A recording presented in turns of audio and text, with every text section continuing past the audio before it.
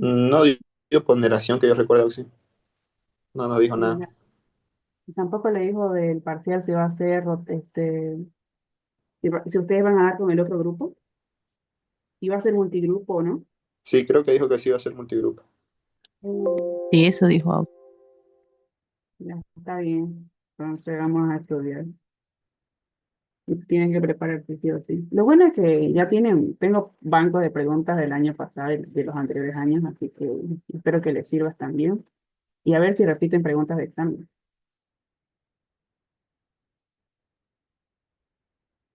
Ya. Bueno, la doctora no nos comunicó nada de la nota, ni sabemos cuánto va a valer la nota práctica, así que después vamos a tener una reunión con ella.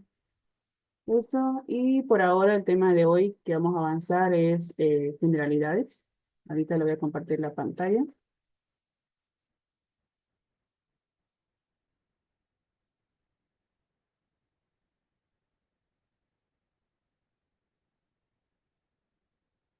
¿Se ve la pantalla o la diapositiva?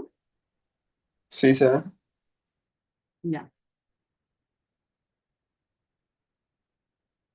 Ujú.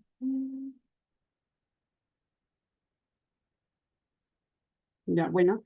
Me presento, mi nombre es María Elizabeth Mamanicuiza, voy a ser su auxiliar del grupo de semiología, del grupo de cuatro. Bueno, algunos me conocen, otros no.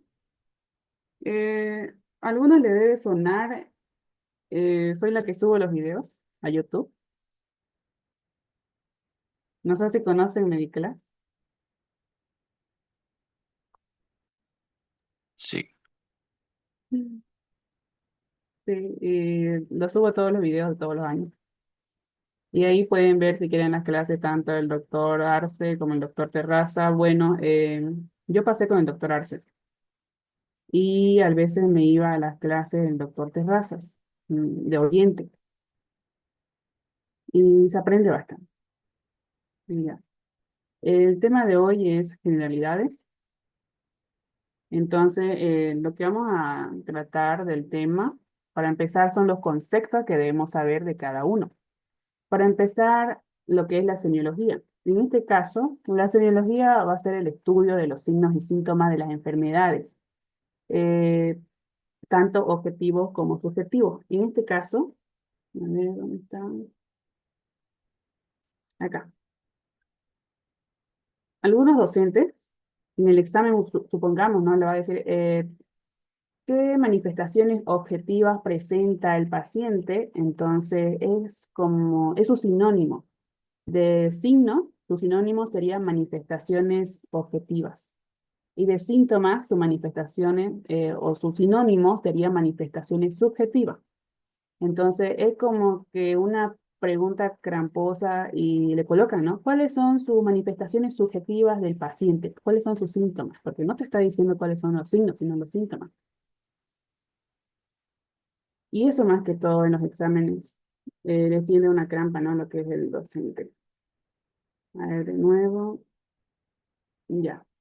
Ahora, en caso de los signos son manifestaciones objetivas, como les iba diciendo, que pueden ser tanto físicas, es todo lo que nosotros podemos ver. En este caso, si vemos nosotros un eritema o un exantema, o también podemos observar mediante lo que es en pruebas de laboratorio, como una albuminuria, porque vamos a ver concentraciones elevadas, o una hipoglicemia con sus cantidades con sus valores con sus valores bajas de glicemia. Ahora, en este caso, los síntomas no lo vamos a poder ver, nosotros no lo vemos, sino que el paciente es el que te va a decir, ¿no?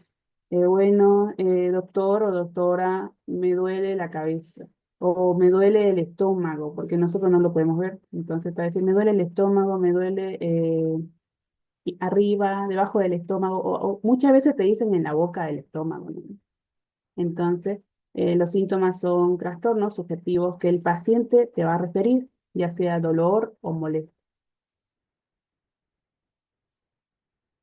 Ahora, en este caso de un síndrome es la serie de signos y síntomas que existen en un momento dado y definen un estado morboso. El síndrome más que todo se va a ver en los diferentes síndromes como el síndrome de Cushing, los que se presentan algunas malformaciones, eso más que todo. Ahora, en caso de un signo patoneumónico, el signo patoneumónico, lo cual es aquel que te va a demostrar que estás ante la existencia de una enfermedad. Supongamos, a ver, un signo patoneumónico de una enfermedad, las manchas de Kopling. Las manchas de Kopling nosotros las podemos ver, ¿no ves? Y esas manchas se van a ver en lo que es en la boca.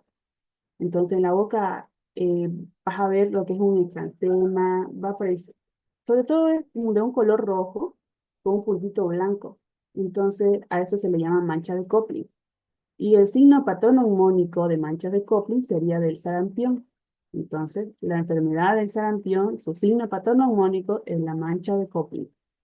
Entonces, al ver eso, ya vos pensás y decís, bueno, a ver, estamos ante una presencia de un signo patognomónico, yo sé que esto sí o sí es de una enfermedad y te acordás y es del sarampión. Entonces, del sarampión, su signo patognomónico es la mancha de Kopling. Otro ejemplo, a ver, en este caso, en la rabia. En la rabia, cuando mandan a realizar lo que es una biopsia cerebral y lo que es dentro de lo que es microscopio y van a poder observar lo que es el cerebro y van a encontrar los cuerpos de Negri. No sé si escucharon eso en biología, avanzaron ¿no? del año pasado. Sí, empato. Entonces, en pato también sí se ve. Entonces van a observar lo que es los cuerpos de Negri. A ver, otro ejemplo de signo patognomónico sería el signo de Muser, que se presenta en lo que es en una insuficiencia aórtica. A ver, hay varios ejemplos. Otro sería lo que es los cuerpos de Ashot, que se ve en una fiebre reumática.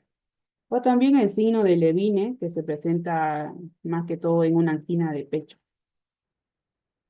Ahora, vamos con la semiotecnia. La semiotecnia es el conjunto ordenado de métodos y procedimientos lo que se va a realizar, ¿no? Para la recolección de los signos y síntomas, para con ellos llegar a un diagnóstico. Ahora, el diagnóstico, ¿en qué consiste? Consiste en lo que es la identificación de una enfermedad para deducir su pronóstico e indicación terapéutica. Entonces, gracias a los signos y síntomas, vos vas a poder diagnosticar a la paciente. En tu paciente se puede presentar si tiene un signo patognomónico. Bueno, eso te ayuda más que todo a definir en qué enfermedad se está presentando. Puede ser diagnósticos diferenciales, es cuando no tiene la enfermedad en sí exacta. Y entonces, ahí cuando dice el doctor, dice, a ver, se presentó tantos síntomas y signos, tenemos estos signos y síntomas del paciente, pueden averiguar cuál es la enfermedad, tráiganme su diagnóstico diferencial, ante qué enfermedad estamos tratando, entonces, qué hacen los internos, averiguan, ¿no? Y cuáles son los signos y síntomas que se asemejan a esa enfermedad. Y ellos presentan, bueno, doctor, yo pienso que es esta enfermedad, yo pienso que es esto, y cada uno opina, para en sí, cada uno opinar y llevar a un acuerdo ante qué enfermedad están tratando. Ahora, dentro de lo que es la exploración, entonces esto se debe realizar en forma ordenada y con orden lógico. Y para eso debemos realizar la interrogación o la anamnesis al paciente. Posteriormente, una vez que realizamos el interrogatorio, hacemos lo que es la inspección, palpación, percusión y auscultación. En caso de la palpación, hay dos tipos, que son la superficial y la profunda.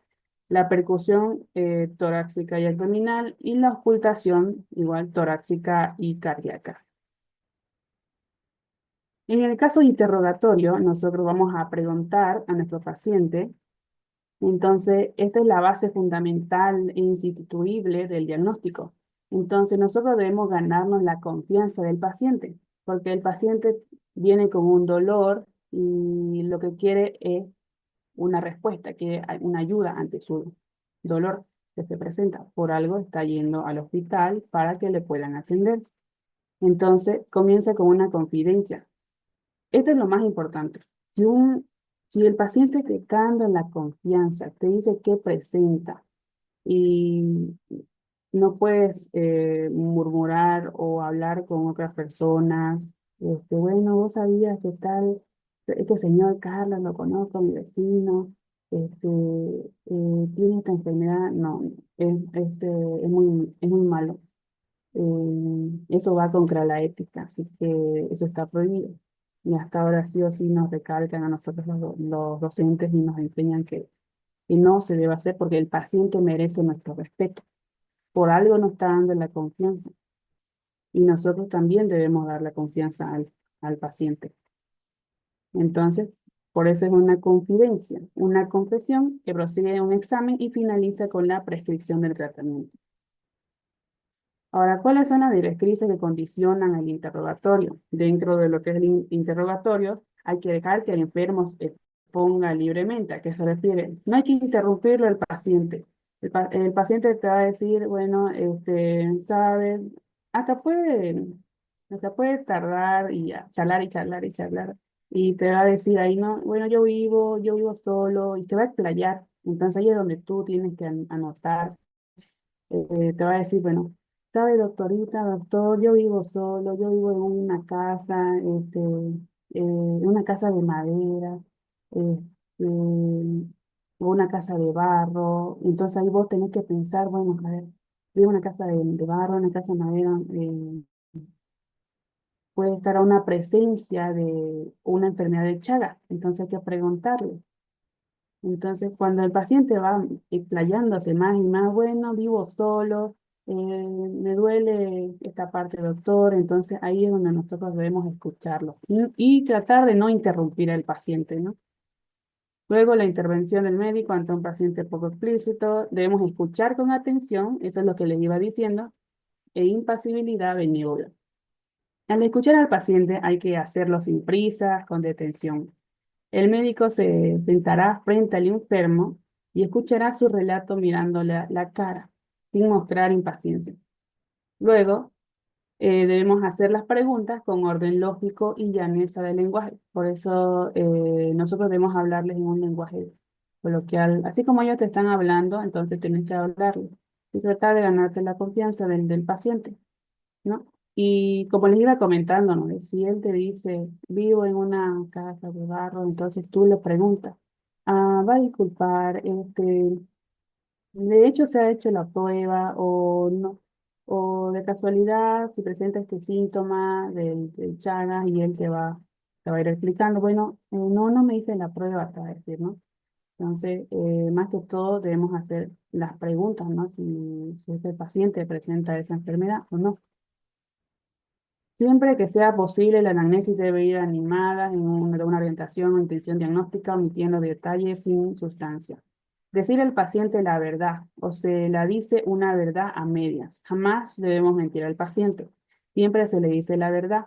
Si el paciente está ante ante un cáncer, entonces no le vas a decir, bueno, señora, usted presenta un cáncer de mama. No, le va a explicar, tiene que explicar detalladamente en qué parte del cuerpo está fallando, cuál es su afección, para que la paciente entienda cómo está avanzando el curso de su enfermedad. Porque no puedes ir y decir al paciente, en este caso, bueno, te vamos a operar o te vamos a hacer una cirugía. No, hay que explicarle los pasos a seguir de la cirugía o por qué se le va a realizar la cirugía. Ahora, el médico debe dar siempre la sensación de seguridad. El interrogatorio debe continuar durante el examen físico. Esto quiere decir que mientras vos estés haciendo el examen físico, que es la palpación, lo que le iba diciendo, la auscultación, entonces mientras van haciendo el examen físico, ustedes van conversando con el paciente y le van a ir haciendo preguntas. Dejar que el enfermo exponga libremente. El médico sigue la exposición con ojos y con oídos. Entonces tiene que estar concentrado a lo que dice su paciente. No va a estar con celular. Es una falta de respeto. Supongamos que estás atendiendo a tu paciente está hablando, entonces, y tu celular está en la mesa, te están llamando y vos estás chateando y le decís, ah, sí, sí, a ver, cuénteme más, eso está mal, ¿ya? Es una falta de respeto hacia nuestro paciente. Se debe valorar en las posibles anomalías de la voz o del lenguaje, disartría, afasias, así también el nivel intelectual del paciente. La riqueza mímica es elevada en pacientes hipertiroideos y no así en pacientes avisonianos, hipotiroideos o caquéticos. Dos, el número dos sería la intervención del médico ante un paciente poco explícito. Cuando el paciente ya no sabe qué decir, entonces nosotros debemos ayudarle y decirle, ¿no? Bueno, ¿en qué parte presenta el dolor? Ayudarle, ¿no? O a veces está deprimido y supongamos que algún familiar falleció y de paso presenta dolores, así, signos y síntomas, y no puede explayarse y está triste y se pone a llorar, entonces nosotros ahí debemos ayudarle al paciente. ¿Y qué es lo que realmente está pasando? Con la finalidad de aclarar y complementar o profundizar lo expuesto por el paciente. También debemos escuchar con atención e impasibilidad y benévola, es decir, saber escuchar con bondad al que sufre, ¿no? Aquí, por ejemplo, aquí vemos un paciente, quién sabe, ¿no? Puede estar presentando algunos problemas socioeconómicos, está triste, está con un estrés elevado, de paso tiene dolor de cabeza, fiebre y acuda al médico. Y acá, mire, el doctor está dando una llamada, no le está escuchando a su paciente. El paciente entonces no le va a dar esa confianza a su doctor, ¿no? Si el doctor está ante una llamada. Entonces, es como que no, ¿para qué vengo yo acá al hospital si el doctor no me toma atención? Entonces, eso se ve mucho en los pacientes y en los doctores. Si el paciente se da cuenta, ahí como les iba diciendo, de que nuestra atención está ausente, entonces se pierde la confianza, el interés se recae, no se llega a la sintonización afectiva indispensable para una relación médico-paciente. Acá vemos lo que es una doctora que está escuchando a su paciente, entonces la paciente muestra interés y dice, ah, bueno, voy a explayarme, ¿qué es lo que presento? Me da una confianza la doctora porque me está escuchando y me está atendiendo, entonces ahí hay más ganas, ¿no? Del paciente de explicarle y explayarse qué es lo que está presentando. En cambio, en el otro lado, es un doctor que está ante una llamada, ¿no? Pues el paciente se va a sentir triste, deprimido y no va a querer contar su situación. Entonces, al escuchar al paciente debe hacerse sin prisa y con detención. Una buena anamnesis constituye más del 50% del diagnóstico. La anamnesis es lo más importante de todo lo que es la historia clínica. ¿Por qué? Porque durante la anamnesis vas a poder encontrar cuáles son las posibles causas de la enfermedad que la paciente presenta. Como les iba diciendo, aquí interfiere mucho en lo que es su convivencia, interfiere en qué ambiente está viviendo, en qué ambiente con qué personas se está rodeando, cómo trabaja, cómo es su ambiente en el colegio, en la universidad, todo eso influye, ¿no? El médico debe ser un buen interrogador y un excelente oyente.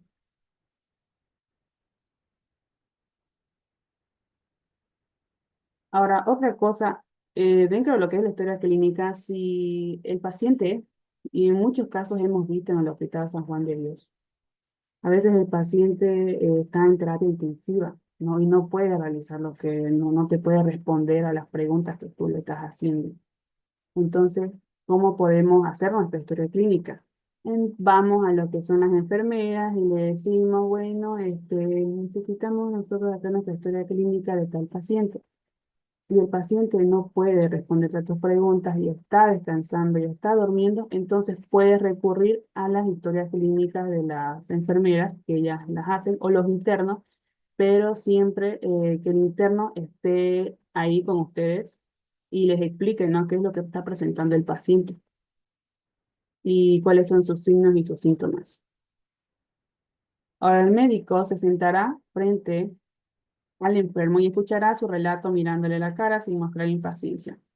Y ahí es donde muestra el interés real y el interés aparente. Lograr que el enfermo sienta que el médico concentra toda su atención en el relato de su proceso. No hay nada más deprimente para el paciente que comprobar que el médico no le presta atención en lo que más le aflige. El paso de que el paciente está sufriendo con su enfermedad y encima de que el docente, encima de que el doctor no le va a estar escuchando ni atendiendo, entonces el paciente se va a sentir más deprimido. Y en la 6 debemos hacer preguntas con orden lógico y llaneza del lenguaje. Es decir, el lenguaje debe ser comprensible, sobre todo en un lenguaje que ellos entiendan. No le vas a hablar y decir, bueno, ¿usted presenta cefalea? Entonces el paciente te va a decir, ¿qué es cefalea? Entonces no, ellos no entienden. Debemos hablarles en un lenguaje coloquial que ellos entiendan. Que sería, bueno, usted presenta dolor de cabeza. ¿Usted le duele cerca de, o detrás de las espaldas? Y todo eso, ¿no? Debemos hablar en su idioma, en otras palabras. En lugar de preguntar por epigastrio, preguntar por la boca del estómago, como le iba diciendo. Para los casos de dolor, lograr que el paciente compare o describa el tipo de dolor, ¿no? Y eso más adelante se lo voy a explicar. Hay que decirle, ¿no? Al paciente qué tipo es su dolor, qué siente, siente ese dolor que le están oprimiendo o siente como una sensación quemante. Todas esas cositas hay que hablarle al paciente. Siempre que sea posible, la anamnesis debe ir animada de una orientación o intención diagnóstica, omitiendo detalles sin sustancia. Evita que los enfermos nos cuenten sus molestias con infinidad de detalles o solo nos hablen de lo que creen que padecen o se pierdan contando afecciones de otros parientes. Entonces debemos evitar esas cositas cuando a veces el paciente dice, doctor, mire, yo averigüé esto en internet, esto debo tener. Mire, tengo todos los síntomas que presentan una insuficiencia cardíaca. He estado averiguando en Google. Entonces, debemos hablarle al paciente y decirle, bueno, yo le voy a realizar lo que es el examen físico. Quiero que me cuente cuáles son sus signos y síntomas, ¿no? Hay que ser bien directos, más que todo. Preguntar por tipos de alimentación. Entonces debemos preguntar cómo se alimenta usted, qué es lo que come en la mañana, en la tarde, ¿usted come en la noche? Entonces debemos preguntarle, ¿no? ¿Alguna vez se pesó? ¿Cuándo fue la última vez que se pesó? Debemos preguntar del sueño, ¿cuántas horas duerme? O los dolores, esos dolores que se presentan son al despertar, son en la mañana, en la tarde o en la noche, o se presenta durante el ejercicio físico. O en este caso la fuerza muscular, la micción, esto tiene mucho que ver con los que son los abuelitos, ¿no? ¿Cuántas veces va al baño? O cuánta orina, si es poco o harto, o la defecación. ¿Cuántos días de la semana va al baño a defecar? O en este caso, algunos no entienden qué es defecar, entonces se le dice, algunos entienden como, bueno, los bebés, popó o caca, ¿no? Entonces debemos preguntarle al paciente, ¿usted realiza, que va al baño a hacer caca? Porque algunos no entienden y se van a presentar pacientes que vienen del campo, ¿no? Y les va a preguntar, doctor, ¿qué es defecación? Entonces, no, yo entiendo nomás caca. Y se presentan, sí, sí, pacientes hemos visto en el San Juan de Dios. Después, la disnea de esfuerzo, la tos, la hemorragia, el edema, ¿no? El paciente no va a venir y te va a decir, mire, doctor, que tengo un edema. Te va a decir, doctor, mis pies están hinchados, no puedo caminar. Miren, estos mis dos piernas están hinchadas. ¿Qué es esto? 10 minutos tenemos. Ya. Y fiebre. En las mujeres preguntar sobre la última fecha de menstruación o a qué edad le llegó. En algunos casos de aborto. La menarca es cuando le llega la primera regla. Entonces, ahí debemos preguntar a qué edad le llegó lo que es la menstruación. Bueno, tenemos 9 minutos. Vamos a avanzar rápido ya.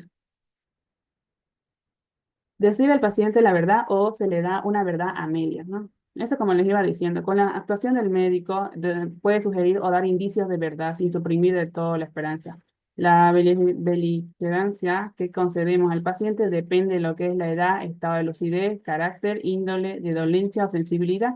En cambio, de un niño no le podemos, el cáncer es un tema delicado. No vamos a decirle al niño que tiene un cáncer, debemos hablar con sus papás, con sus padres, porque ellos están están ante la responsabilidad de todo lo que es su hijo, ¿no? Y ellos al ser menores de edad y son más susceptibles ante las emociones. Y en esos temas debemos sí, no ser directos, ¿no? Con los niños. Sobre todo los niños llevan una vida como que para ellos todo es mágico, no sé si me entienden que para ellos todo es fantasía. Ellos sueñan, sigue con su pony, algunos con los caballos con alas, ¿no? Creo que son Pegasos o los unicornios. Entonces, por eso mismo. El médico debe dar siempre la sensación de seguridad, debe permanecer impasible, no reflejar pesimismo, no revelar algo que pueda alarmar al enfermo, no sembrar duda ni incertidumbre. La impresión de gravedad debe permanecer oculta e indescifrable para los que los rodean. Si muestra pesimismo y duda, deja inquieto al enfermo y a sus familiares. El interrogatorio debe continuar durante el examen físico. Durante las manipulaciones semiológicas permite indagar y ampliar datos que no se aportaron en la anamnesis. Estos datos pueden ser dolor, náuseas, limitaciones de movilidad. En este caso se refiere cuando a veces el paciente está internado en el hospital y el paciente a veces no puede hablar y nosotros nos damos cuenta mediante las limitaciones de la movilidad, si es que se está moviendo o si está quieto en la cama, si está yendo al baño, todo eso debemos ver nosotros, ¿no? Si presenta dolor o presenta náuseas. Ya, bueno, acabamos todo lo que es la historia clínica. En la próxima clase voy a enseñarles cómo se elabora la historia clínica, pero quiero saber cómo les enseña la doctora, ¿no? Es que hay varias formas de hacer la historia clínica y es muy diferente lo que es la historia clínica del doctor Arce, del doctor Terraza o del rotatorio que se van a llevar el año pasado con el doctor Toledo. Si es que algunos me inscriben con él, es muy distinto. O sea, varía las historias clínicas, ¿no? En caso de la semiología, vamos con las semiologías. Tenemos los signos y síntomas, que ya les expliqué, que los signos son manifestaciones objetivas y los síntomas son manifestaciones subjetivas. De ello dependen, ¿no? Para que nosotros averigüemos qué clase de enfermedad estamos ante la presencia de una enfermedad o cuáles son sus consecuencias, ¿no? Y así también para ver el diagnóstico. Ya, el dolor siempre es un síntoma, ¿no? Característico de los pacientes en la mayoría de las enfermedades. Toda enfermedad viene con un dolor. Podríamos decir un 80% del 100%. El tipo de dolor depende. Si es repentina, si es súbita, si es crónica, si es posterior a tenemos que ver averiguar su intensidad, su irradiación. Uno de los métodos básicos en la semiología del dolor son Alicia y Atelier. No sé si escucharon eso. De las dos maneras se puede evaluar lo que es el dolor, ¿no? Que nos van a ayudar a describir correctamente lo que es la semiología del dolor del paciente y así pudiendo encontrar algunos signos característicos de una patología corriente. Ahora, como les iba diciendo, los tipos de dolor hay varios. Pueden ser lancinante, urente o quemante, constrictivo o opresivo, asfixiante, sordo, exquisito, fulgurante, desgarrante, cerebrante, talagrante, pulsátil, cólico o gravativo. Entonces, en su examen, sobre todo en los parciales, ahí le va a presentar un caso clínico. Sí o sí entra casos clínicos en el parcial de semiología. Entonces, puede que te pregunten, ¿no? Bueno, el paciente de 48 años, presenta estos signos y síntomas y presenta un dolor opresivo. Y puede ser, entonces, pues, diagnóstico diferencial, podemos pensar angina de pecho, infarto de miocardio. Entonces, eh, ¿Qué tal en el examen dentro de los incisos está la angina de pecho? Entonces la angina de pecho va a ser la respuesta correcta. Y en caso no está el infarto miocardio. Entonces todo eso debe verse también con el electrocardiograma para definir ante un posible diagnóstico que esté presentando el paciente. Si en caso del dolor es lancinante, entonces va a estar asociada a una lanza o a un clavado. Entonces nosotros le preguntamos, ¿no?, al paciente, ¿usted presenta un dolor, no sé, como si le estuvieran, o como un clavado? Le va a decir, o siente que ese dolor es quemante. Si es quemante, es urente. Si es como una lanza o clavado, como que te estuvieran clavando, entonces es un dolor lancinante. Si es apreto, es conflictivo u opresivo. Ejemplo, angina de pecho, infarto miocardio.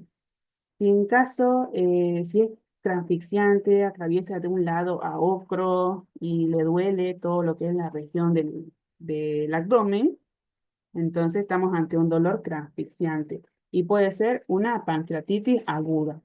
Si en caso es de escasa intensidad, o sea, no es tan fuerte el dolor, pero es molesto y ese dolor es prolongado, es un dolor sordo y estamos ante la presencia de un cáncer. O creo si es instantáneo y agudo, es un dolor exquisito, estamos ante una neuralgia del trigémino. Si parece como un golpe de electricidad, entonces decimos que es un dolor fulgurante. Todo este tipo de dolor nosotros lo vamos a ver en lo que es anotar en la historia clínica, donde dice historia de la enfermedad actual, y todo eso debemos describir. ¿Qué tipo de dolor es? ¿Cuáles son los signos y síntomas? Y en qué casa vive, todo eso debemos escribir en la historia clínica, ¿no? Ahora sí, en caso de que te digan, no, bueno, siento que algo se me rompe dentro de mí, entonces es un dolor desgarrante, puede ser que estemos ante una presencia de una aneurisma disecante, o si te dice, ay, como si me estuvieran talagreando, no sé, entonces es un dolor cerebrante o talagrante. Estamos ante un dolor o un ejemplo sería la odontalgia.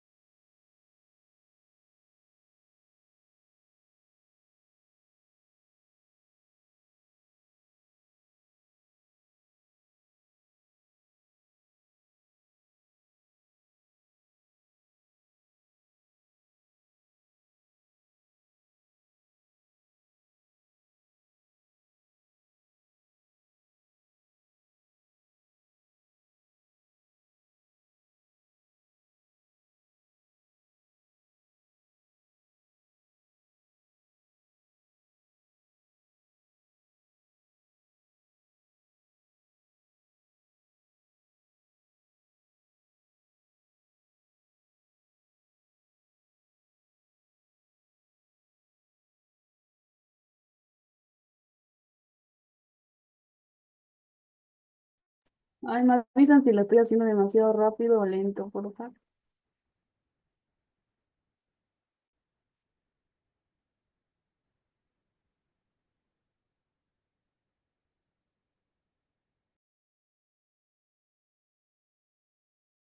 Bueno, vamos a continuar.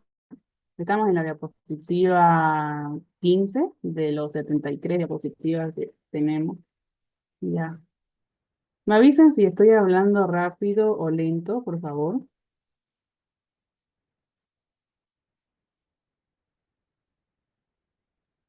Está normal, Ausi.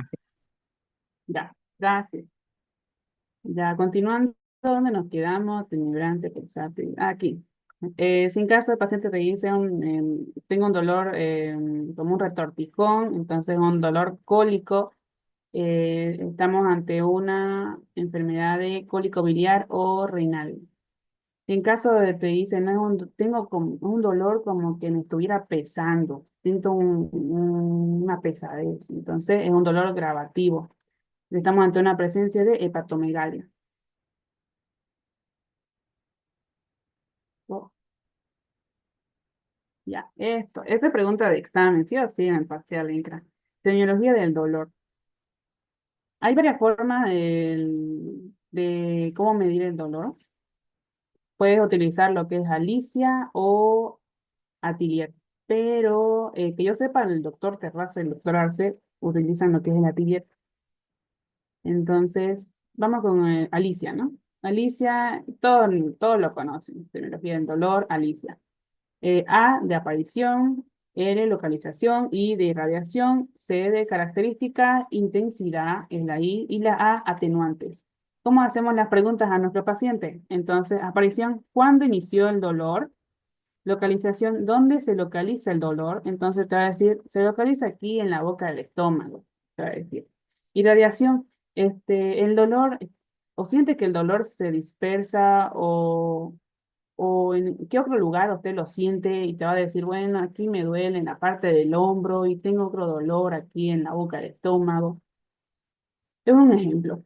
Características, el tipo de olor. Entonces, el tipo de olor ya se los presenté aquí en su tablita. Espero que le saquen foto porque sí o sí entra en sus casos clínicos y te va a decir, ¿no? Bueno, tal paciente presenta dolor lancinante, ¿no? Te va a decir, bueno, este paciente presenta un dolor,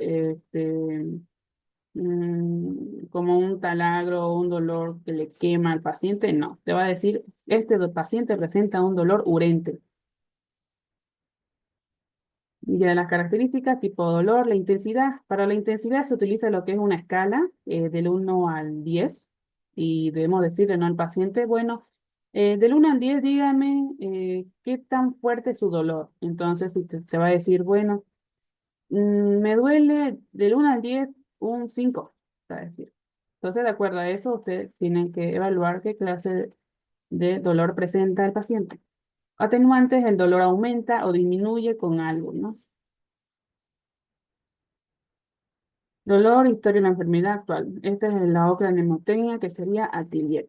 Atelier, A de aparición, T de tipo, I de intensidad, L de localización, I de radiación, E de evolución y F de factores acompañantes. Ahora, dentro de lo que es la inspección, nosotros, ¿qué dijimos? Que durante lo que es el examen físico debemos interrogar a nuestro paciente. Entonces, jamás debemos parar. Mientras hagamos lo que es el examen físico, debemos seguir hablando con nuestro paciente y decirle, ¿no? A ver, ¿qué dolores más usted presenta? ¿Usted ha comido? Todo eso debemos preguntar, ¿no? Y no parar con lo que es el examen físico, en lo que es la inspección, la palpación, la percusión y la ocultación. La inspección en el examen del enfermo por medio de la vista. Entonces, nuestro sentido que vamos a utilizar en lo que es la inspección va a ser la vista. La inspección comienza tan pronto nos enfrentamos al paciente. ¿Cuáles son los criterios básicos? Esto es pregunta de examen ante una inspección. Los criterios básicos son que debe haber una buena luz. No vas a estar ante un consultorio donde esté poca luz y no hay una buena iluminación. Entonces, sí o sí debe tener una buena iluminación para nosotros vernos. ¿Qué tal si nuestro paciente presenta alguna enfermedad dermatológica? Entonces debemos ver si presenta algún eritema, si presenta una pápula, si presenta un exantema, todo eso. La posición correcta del enfermo, la atención concentrada y penetrante. Dentro de lo que es la infección, hay dos tipos, lo que es somática local y la somática general. Dentro de lo que es la somática general, vamos a ver lo que son las actitudes, las facies, la piel, el estado de nutrición, y para eso hay dos tipos. Debemos vernos si en caso estamos ante un paciente que es atlético, pícnico, hábito corporal, el biotipo, la marcha, cómo está ingresando tu paciente, qué tal si tu paciente está cojeando y viene por una atención al hospital, todo eso debemos ver y ahí es más que estamos utilizando el sentido sería la vista o la visión y debemos ver los movimientos. En caso de lo que es la somática local, más que todo se centra en lo que es la cabeza, el cuello, tórax, abdomen, extremidades superiores, extremidades inferiores. Un ejemplo de la somática local. Eso lo van a describir en su historia clínica. Supongamos, en la cabeza, en la parte de la cabeza van a describir, bueno, es un paciente normoencéfalo con buena implantación pilosa, de color negro. Es un ejemplo, ¿no? El cuello, un ejemplo del cuello sería el paciente presenta un cuello simétrico. Todo eso. Dentro de lo que es la actitud refiere a lo que es la posición o postura que adquiere el individuo, nuestro paciente, tanto en condiciones normales como de enfermedad. Esto también es muy importante. Al momento de hacer la historia clínica, su historia le va a decir, ¿no? ¿Cuál es la posición de su paciente? Supongamos, tú le estás realizando el interrogatorio a tu paciente y tu paciente se encuentra echado en una cama, entonces colocas posición del paciente de cúbito supino. Decúbito prono, no, la mayoría de los pacientes están en decúbito supino o en posición de Crane-de-Lembourg. Eso les va a aplicar van a aprender eso en cirugía. Decúbito lateral o derecho, mm, o lateral izquierdo. Decúbito prono no se ve casi mucho. Mayormente son supino, decúbito lateral derecho o izquierdo. Ya, los tipos de actitud debemos ver nosotros si el paciente tiene una posición erguida, si está sentado sobre sus talones, o si está de cuclillas o de rodillas, o de pie.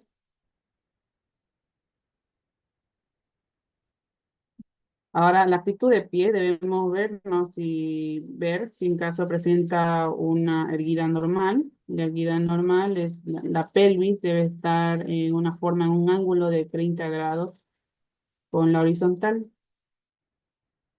Aquí. En esta imagen, esta es la posición no, normal, la posición erguida normal, ¿no?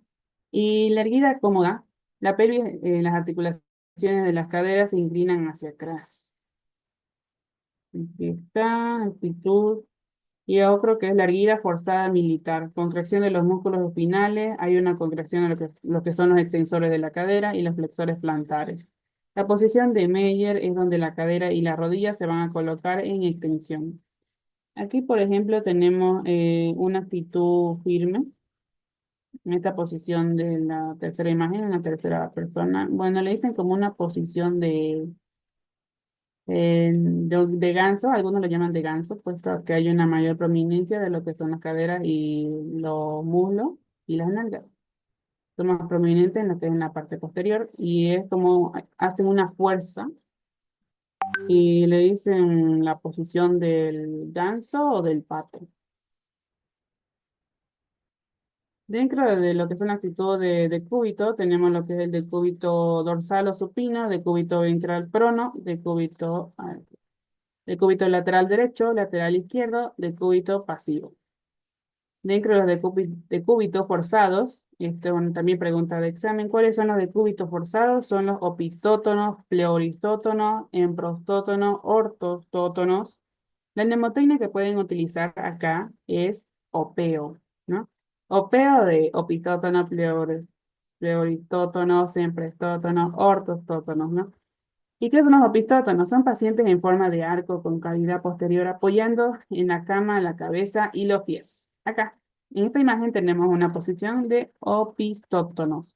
Pleuristótonos, el cuerpo se flexiona al lado derecho o izquierdo. Esto lo vemos más que todo en lo que son la enfermedad del tétano o Saint-Vague.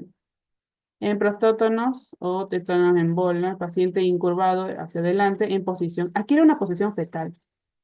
En esta imagen vemos que está en una posición de en prostótonos. En caso de ortostótonos, vemos lo que el paciente adquiere una posición recta, o le llaman tétanos rectos de la Rey. Se presenta en las convulsiones. Aquí hay un niño que está convulsionando y está adquiriendo una posición ortostótono.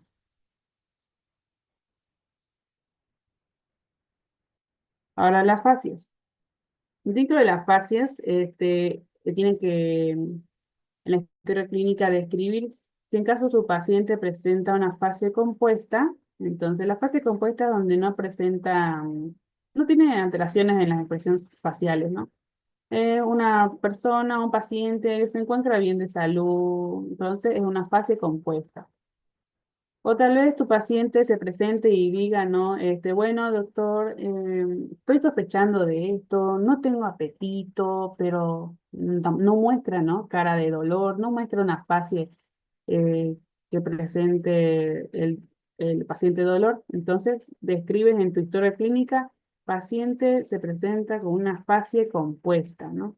Porque el paciente te está queriendo saber qué enfermedad puede presentar, entonces viene a que le hagan unos estudios clínicos o a que le hagan un hemograma, entonces todo eso. Ahora, si en caso presenta el paciente una fase álgica, eso más que todo se ve en lo que es el paciente que presenta dolor o molestia. En la fase mitral, acá tenemos una fase mitral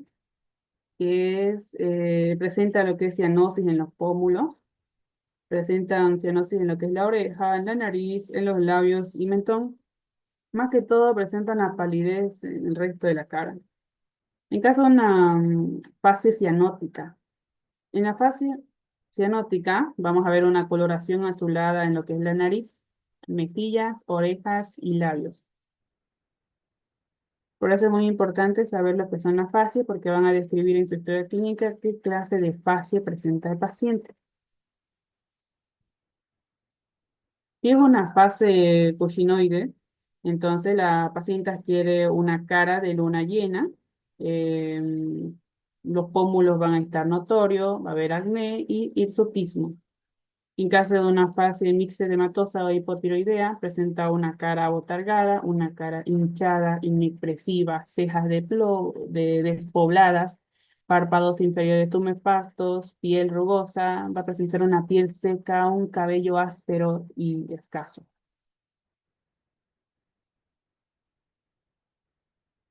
O también puede presentar una fase hipertiroidea. Presenta una piel fina, húmeda, un pelo fino. Hay una exoftalmia bilateral. Eso lo van a aprender en oftalmología. Exoftalmia es cuando los ojos son bien notorios como unos ojos sobresalientes, ¿no? Y con hundimiento palpebral. Una mirada fija con expresión de susto o sorpresa. Si ustedes ven en el hospital un paciente así con una cara de sorpresa y una exoftalmia con unos ojos sobresalientes, entonces, este paciente presenta una fase hipertiroidea. O sea, es una acromegalia, crecimiento de huesos faciales. Hay una prominencia en la mandíbula más que todo, ¿no? Y presenta una nariz gruesa, abullada, los labios turgentes, unos labios grandes y expresión de tosquedad. Bueno, en esta imagen de este hombre, de una fase de acromegalias, ¿cómo se dice? Hicieron lo que es la película de Shrek, ¿no ven? En esta fase se basaron para hacer la película de Shrek. Luego tenemos la fase de Paget, que es crecimiento exagerado de los huesos craneales. Presenta una cara pequeña y un cráneo voluminoso. Aquí es muy distinto, ¿no? Presenta un cráneo voluminoso. Entonces, eso quiere decir que presenta una fase de Paget. Y acá dijimos que hay una prominencia del hueso mandibular, una fascia acromegálica. Una fase leonina. Entonces, esta fase leonina se caracteriza por presentar unas cejas despobladas. No tienen cejas más que todos estos pacientes. Presenta contorno en la cara irregular, nodular y engrosado en la frente, tanto en la mejilla como en la babilla y la nariz, ¿no? Luego tenemos la fase de Bell. Hay una desviación en la comisura labial hacia el lado sano. Hay una imposibilidad de cerrar el ojo en el lado afectado. La parálisis de Bell lo vemos sobre todo en la parálisis del, ¿cuál es el séptimo? El séptimo par craneal, el facial. Sí, es el séptimo par craneal, lo vemos. Entonces se caracteriza más que todo la parálisis del nervio facial con la fase de Bell. Entonces, aquí es donde hay una alteración, donde el nervio facial no está funcionando bien. Hay que tratarlo al paciente para que no pueda, para que esto pueda el paciente recuperar la movilidad, ¿no? Aquí en este caso, el paciente no puede mover la parte de lo que es la parte izquierda, derecha, la parte derecha de la cara. La izquierda sí, porque este paciente está sonriendo, ¿no? Pero no puede sonreír del lado derecho porque hay una falla en lo que es el nervio facial. Hay que tratar y no dejar de que esto avance. Una vez que este avance, ya es imposible tratar al paciente, ¿no? Después hay una fase que se llama la fase lúpica, que es eritematosa, pápulo escamosa y más que todo se presenta un eritema en forma de ala de mariposas en mejilla y nariz. Eso, otra fase de rosácea. La fase de rosácea se presenta más que todo en pacientes donde adquieren un eritema acompañada de una escamación, lo que es en las mejillas, y en la nariz presentan lesiones acneiformes y una rinofima, ¿no? Por ejemplo, aquí vemos en la imagen, no tienen, hay una gran prominencia de lo que es el acné. Adenoidea presenta unos adenoides hipertrofiados, anomalías maxilodentarias, nariz, caras estrechas y boca constantemente abierta. Ahora una fase hipocrática. Presenta una piel pálida, terrosa, frente sudorosa, ojos hundidos, nariz afilada. Aquí vemos una nariz afilada, mejillas hundidas. Entonces, son característicos de lo que es una peritonitis o un cáncer terminal o un shock. Dentro de los shocks hay varios, eso lo van a aprender en lo que es fisiopatología, shock hipovolémico o hipervolémico, todo eso. Ahora, una fase caquético. Presenta una cara enflaquecida, una hipotrofia muscular, no hay demasiado músculo. Entonces, se ve en pacientes con tuberculosis y hay una desaparición de lo que es la bolsa de Bichat. En el Hospital San Juan de Dios, la mayoría de los pacientes que llegan son por enfermedades pulmonares, que sería tuberculosis, neumonía, y van a ver esta clase de fase caquética, ¿no? Que se presenta en pacientes con tuberculosis. Luego tenemos una fase mongólica, que es una cara redondeada, una inserción baja de orejas, nariz sencilla de montar, ojos estrábicos de picanto, boca entreabierta, lengua grande. Vamos a verla sobre todo en los pacientes con síndrome de Down. Luego tenemos lo que es la fase miastérica, presenta una tosis palpebral, inclinada la cabeza hacia atrás para ver mejor. Los ojos se muestran inmóviles y expresión somnolienta. En este caso vemos una falla en lo que es en el lado izquierdo. Luego tenemos la fase parkinsoniana. Presenta Se caracteriza más que todo como una cara de jugador de póker. Es una cara inexpresiva, presenta unos ojos sin parpadear, una piel lustrosa y grasosa. No, su piel no es seca, es grasosa. La saliva escurre por una comisura.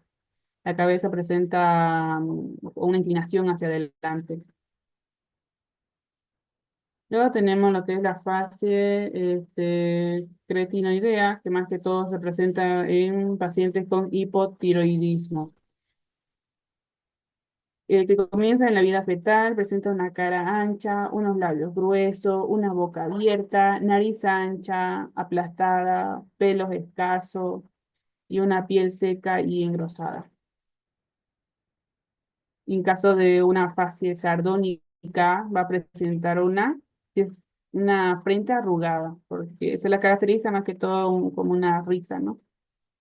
Presenta también las alas de la nariz van a estar elevadas, presenta una expresión dolorida y risa sardónica permanente. Esto lo vamos a ver en pacientes que presentan la enfermedad del tétanos. Ahora, facie esclerodérmica, presenta un rostro anímico, presenta una piel tensa, brillante, una nariz en pico de ave. Esto sí es pregunta de examen.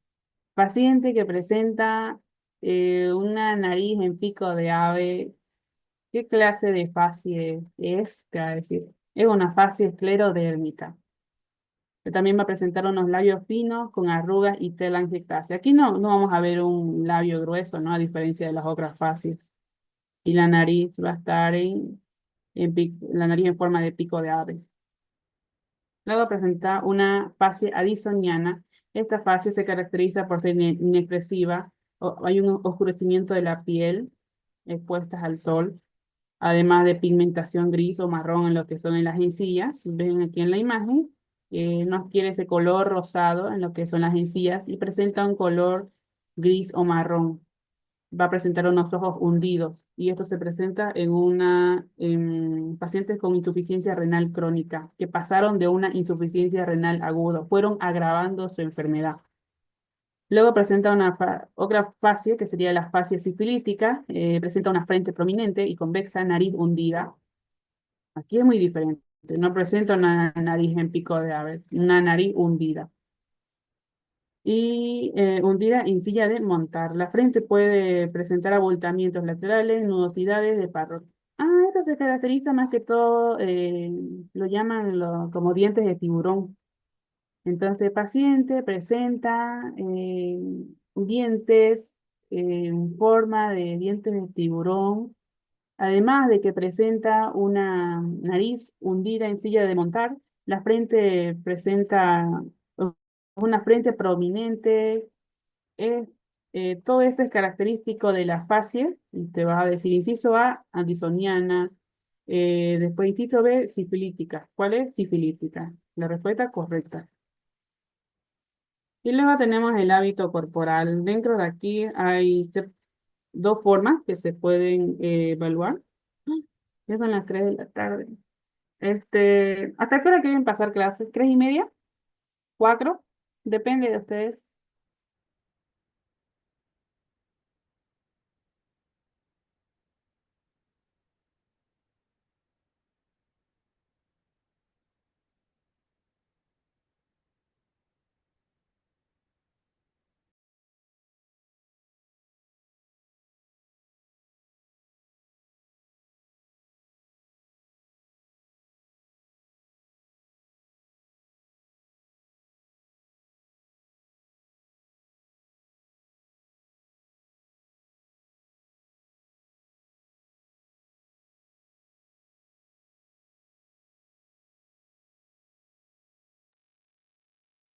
¿Alguien me puede decir por dónde van con la doctora? ¿Qué tema avanzaron? Si ya avanzaron en lo que son la tipología de Sheldon y Steven. ¿Avanzaron eso? ¿O la tipología de Kretschmer? Creo que no, sí, porque a la clase que fui solo explicó historia clínica y la última explicó relación médico-paciente. Entonces vamos adelantados. Uy, ya. ¿Quieren seguir avanzando hasta las 3:30 o nos quedamos acá?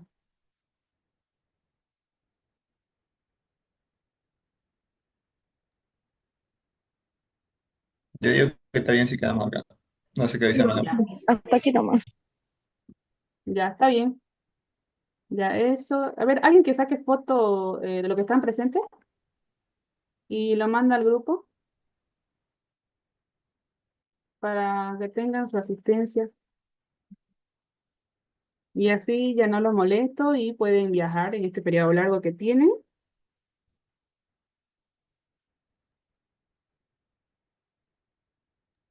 Si tienen alguna pregunta, me avisan.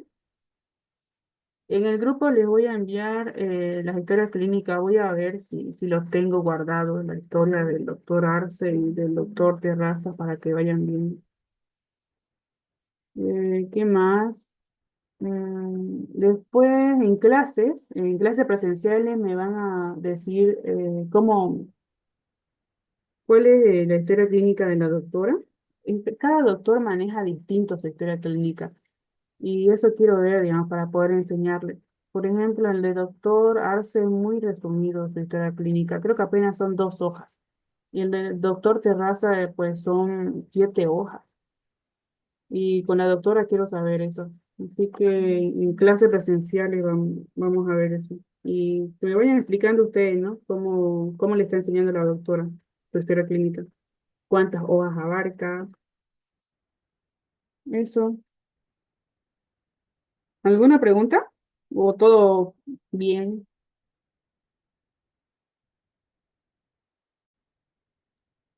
Todo claro. Ya. Entonces, eso sería todo, chicos. Nos veríamos la próxima semana, que es el jueves.